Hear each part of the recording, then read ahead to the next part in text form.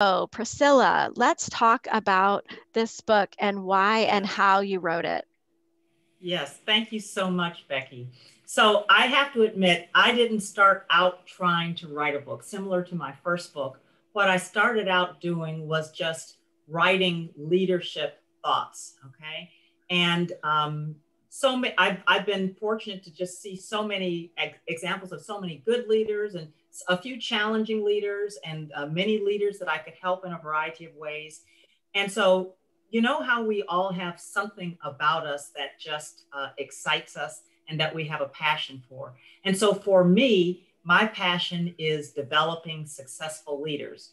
And so what I started out doing is just trying to write some insights that would help leaders grow and develop from wherever they were now to just get better. Because I'm a firm believer that we never should stop growing and developing until we're just no longer on this earth. So I hope to be 90 one day, but I hope to still be growing and learning when I'm 90 years old.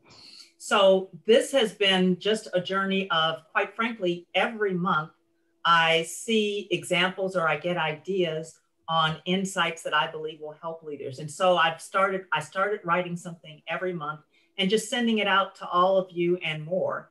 And after a while, I had a lot of writings and it's kind of, now what do I do with this? And my dear friend Vicki Jones is going to laugh because she's heard me say this before with my first book. And so the obvious thing was, well, it's time to package it in a second book. My first book is The Call to Faith-Centered Leadership. I published that about 11 years ago. So you see the big gap in time for me. But this was an opportunity to just get more information out to people in ways that I believe would be helpful to them.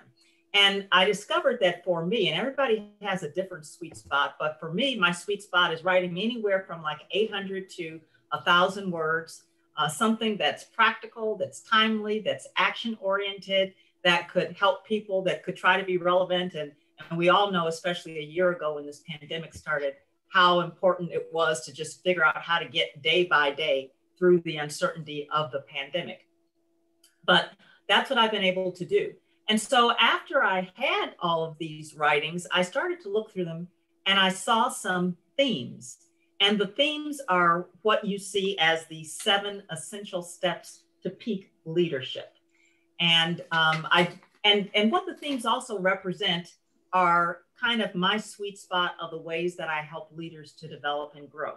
So the 7 steps, or the 7 stones, stepping stones, even if you will, are purpose, perspective, values, traits, behaviors, tools, and ideas.